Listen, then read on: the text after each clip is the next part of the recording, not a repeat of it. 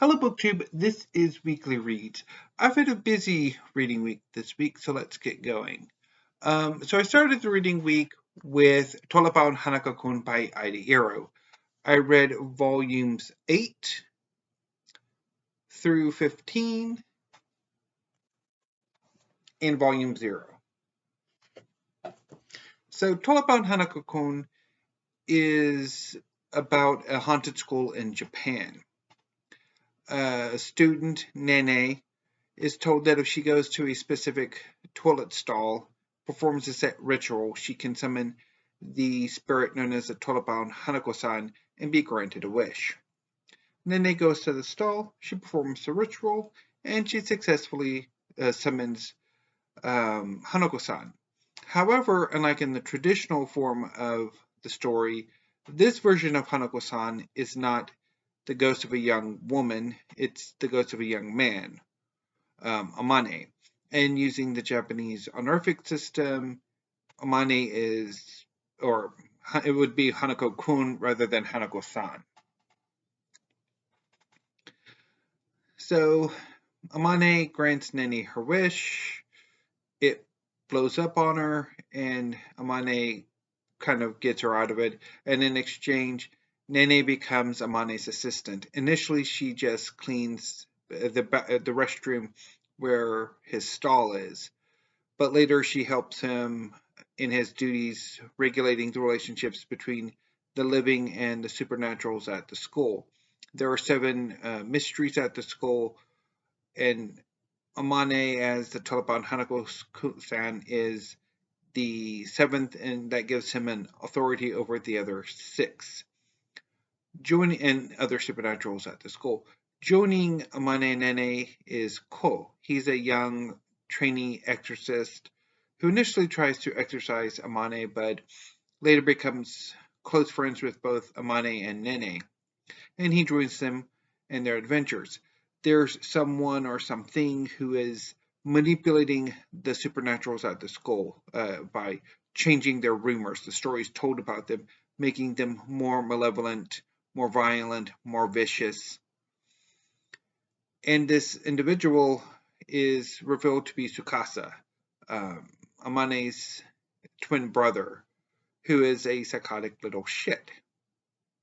Aiding Tsukasa is the Broadcasting Club, composed of Sakura and Natsuhiko, who they're the ones who changed the rumors. So that's pretty much the setup.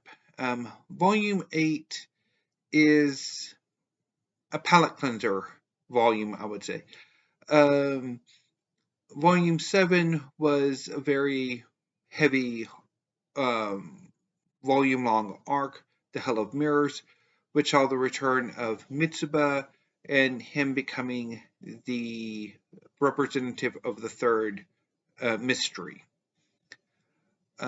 And then Volume 9 starts a new arc, the Picture Perfect arc, where Tsukasa manipulates the 4th school mystery into kidnapping Nene and Ko and placing them in an alternate reality where Amane, Tsukasa, and Mitsuba are still alive. Amane and Tsukasa are classmates of Nene's with more pronounced romantic overtones to, even though, there are pretty heavy romantic overtones to Nene and Amane's relationship, but this reality, it's kicked up into overdrive. It's much more overt. And Mitsuba is again a classmate of Ko's, and again there's heavy romantic overtones to that relationship. Eventually, Nene and Ko meet up, figure out what's going on, and try to get out of it. Although they are opposed by not only the usual suspects, but also someone that they least expect to be opposing them. And this Picture Perfect arc it's a long one. Here on out, I think the arcs will be getting longer, spanning several volumes rather than at most a single volume. And this arc was just, it was emotional. It was impactful. Both the Komitsuba relationship, the Nene's relationship with Amane, why Amane's doing what he's doing, the truth about the fourth mystery is just, it's a really good arc. And then there's another palate cleanser arc before the next big arc, which changes everything. And this one features the sixth mystery, who's very rarely appears. And he first appears by kidnapping one of Nene's classmates. And it's just, it's heartrending from there. And it features Nene, Amane, Akane, a classmate of Nene's who's the mortal member of the number one mystery, and also eventually Ko's older brother, Teru, who's a much more accomplished exorcist. And the set of volumes I read ended with Nene, Ko, Akane, and Teru teaming up to try to restore what happened at the end of the main part of this arc that I just wrapped up. It was really good too. Just really, I'm loving Taliban Hanako-kun. It is one of my favorite manga series. So definitely, if you would like to check it out. Okay. I guess I'll just hold on to them. Okay, so moving on to volume 0 of Taliban Hanako-kun. This is a weird volume. It's not a prequel. It's extras, really. The first few chapters are, I guess, an earlier draft of the first 3 chapters of Taliban Hanako-kun, and it features some differences. Ko's last name's changed. The relationship between Amane and Nene are different. The wish is different. And these 3 chapters kind of wrap up the story.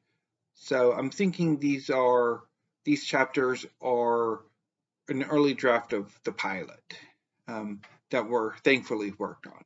And then the later part of the volume is a one-shot about, that's a completely different story, about kids who have special powers who are fighting against a zombie apocalypse that I didn't particularly care for.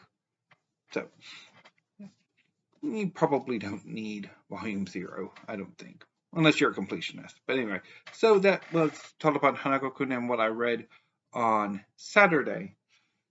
Now I need to figure out where to put them. So I've now found where this setup kind of falters is with weekly reads, because I don't really have a spot to put the books. I mean, I have them on my bed, but it's, yeah, like, I'll work on it. So anyway, I'll be right back.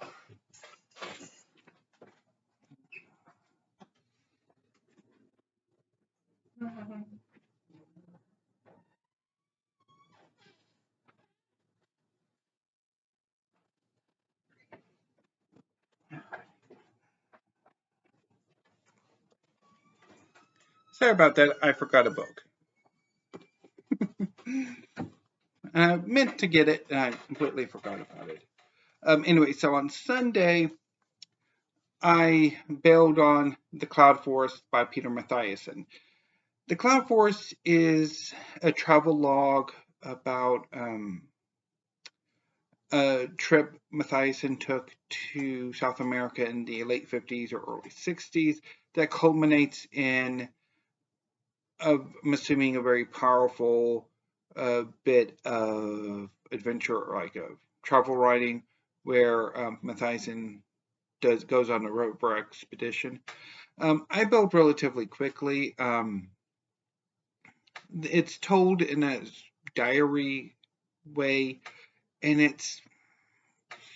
I don't know what I was expecting. I think I was expecting maybe more better writing than what I got. It just because I've been looking forward to reading Matthiessen for a long time, and I finally got around to it, and just his book was just boring and not terribly well written, I think. So annoying. So I switched, and after I built on Cloud Forest, I moved on to a poetry collection reread, and that was Almanac by Austin Smith. I hauled it in July, and I read it in early August, and I loved it then, and I loved it still. So it's a really good collection, and Austin Smith is one of my favorite poets.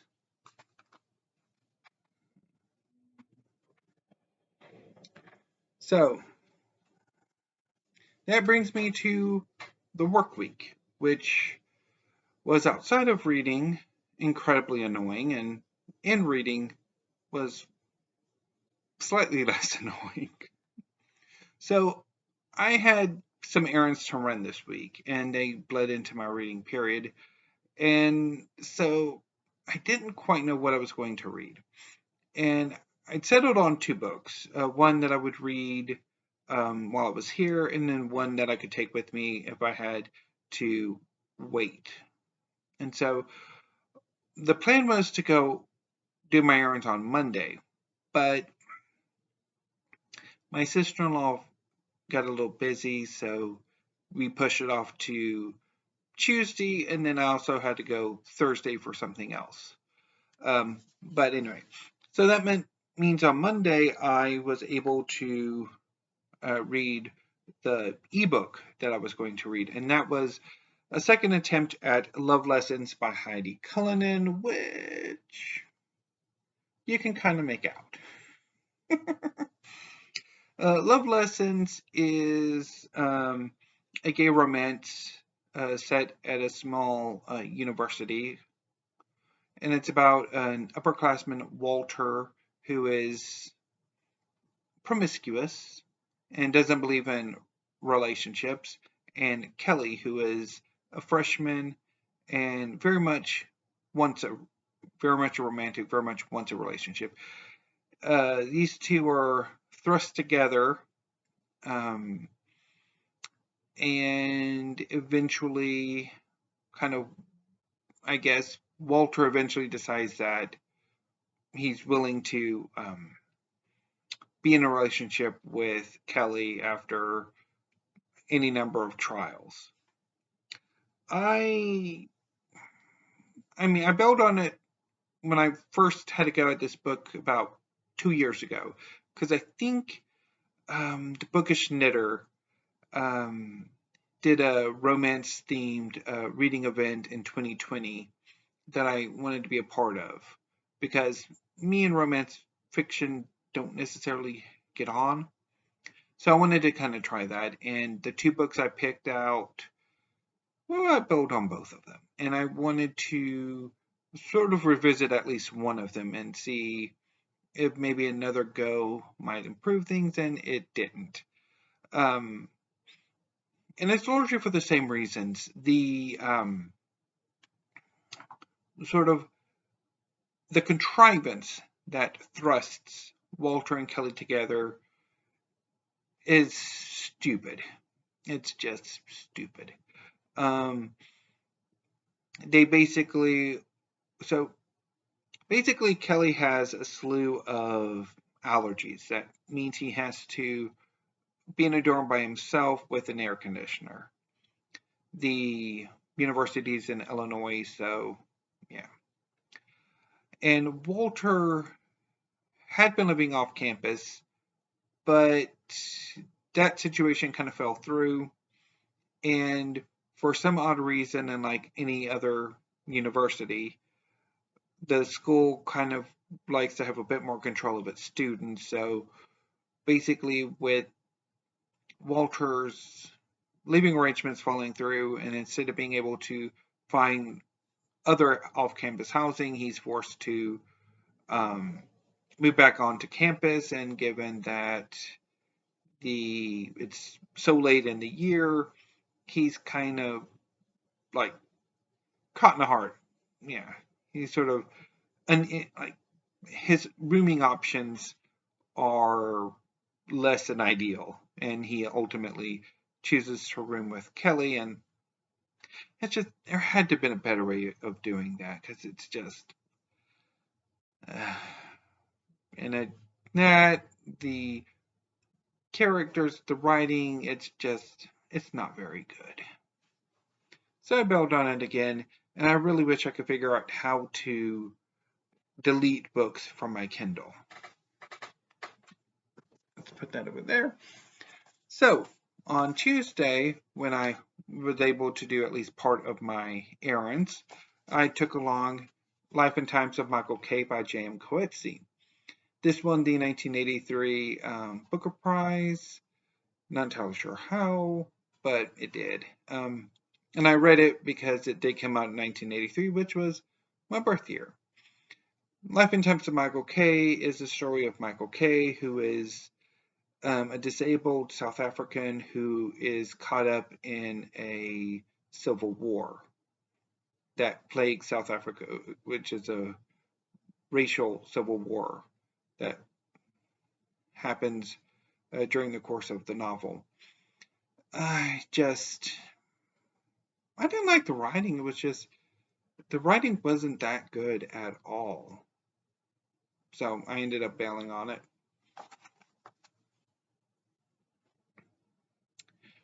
And that left me with 3 days free to try and figure out what I wanted to read. I was thinking of reading some more manga. I mean, I've read most of the manga I've collected. And I've been a little bit leery of like collecting too much manga lately. I'm kind of, as you will notice when I do my book haul next week, my focus is shifting more to history right now. And that gave me the idea, well, maybe I could do a Bell Redemption.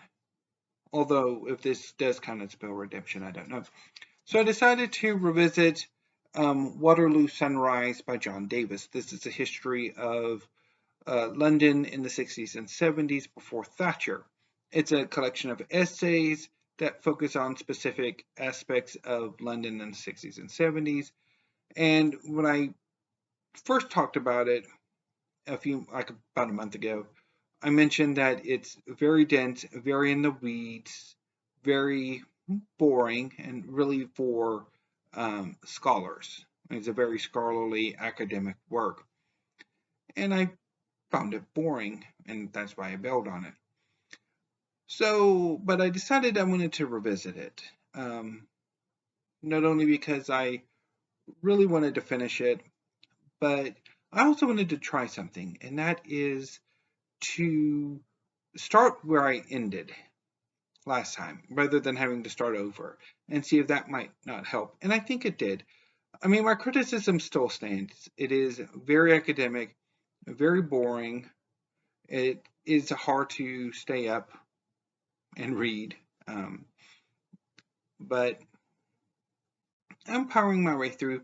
I just think I'm going to need to take my time, a chapter or two a day, rather than trying to do a really heavy reading that I do on the weekends. So basically, my plan for Waterloo Sunrise is to come back to it whenever I have a free reading period. So, like this past week, where I had Wednesday, Thursday, and today open to reading it, and just read maybe a chapter or essay or two when I have the time. So I ended on, I bailed a little ways into essay 4 when I first bailed on the book, which dealt with restaurants in London. And So I read it, and it's interesting. Very, again, in the weeds. The next essay is about housing, which was actually rather interesting. Essay 6 was about the roads of London, and yeah. And then the 7th one was about conservation, which was interesting. If again a little dense. So anyway, so my plan is I won't be reading it this weekend. I have other things I want to read, but if I have like extra time this coming reading week or later, I'll kind of get a chapter or two in. So you will be seeing Waterloo Sunrise quite a bit the next few weeks. But for now, I'm going to go ahead and put it back into my bookcase because it goes right here. Okay. So that leaves me with what I will be reading this coming reading week, excepting, of course, Waterloo Sunrise if I get the opportunity to. So this weekend I will be reading Conquistadores, A New History of Spanish Discovery and Conquest by Fernando Cervantes. This is the history of the conquistadors and the Spanish conquest. And I've been meaning to get to this book for about a year now because it came out last year, I think in September. So it's been a while and I really need to get to it. I'm quite looking forward to it. And over the course of the reading week or the work week, I'm planning on reading Blood on the River, A Chronicle of Mutiny and Freedom on the Wild Coast by Marjoleine. This won the 2021 Kendall History Prize and also won the 2021 Frederick Douglass Book Prize.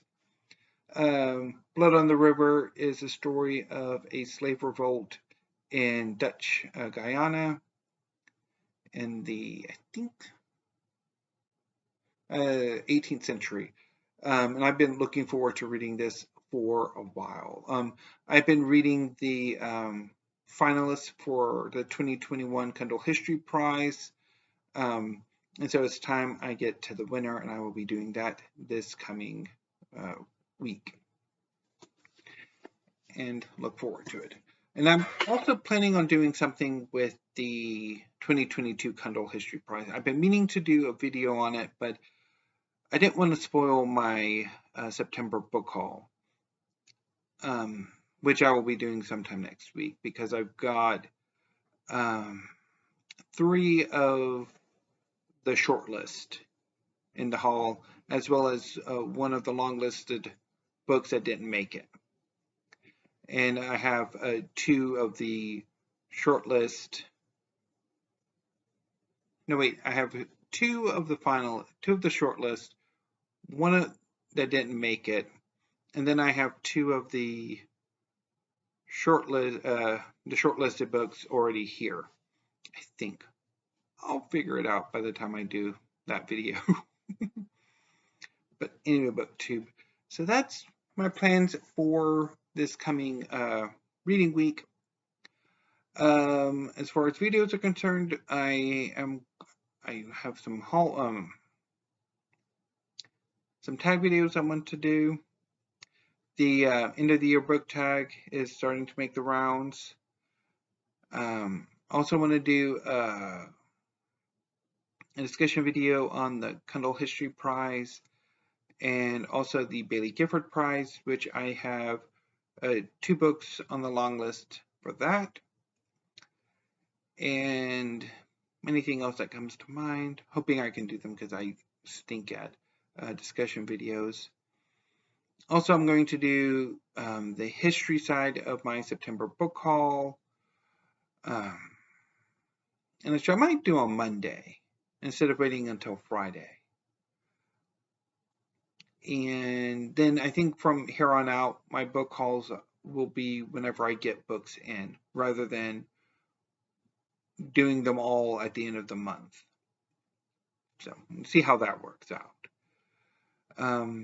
But yeah, and then of course I'll do weekly reads on Friday. So that's what I got. This video is going a little over long. So yeah, so I'll go ahead and sign off for now. So thank you, BookTube. Have a great rest of your evening and weekend, and I will see you on Monday with my history book haul. So until then, thank you and stay safe.